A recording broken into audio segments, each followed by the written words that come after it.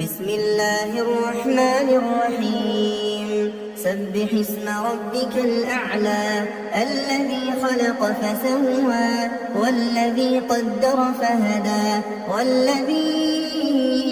أخرج المرعى فجعله غثاء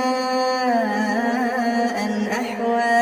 سنقرئك فلا تنسى إلا ما شاء الله إنه يعلم الجهر وما يخفى ونيسرك لليسرى فذكر إن نفعت الذكرى سيذكر من يخشى ويتجنبها الأشقى الذي يصلى النار الكبرى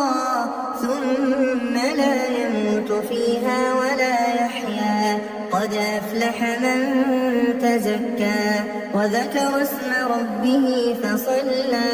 بل تؤثرون الحياة الدنيا والآخرة خير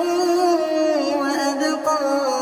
إن هذا لفي الصحف الأولى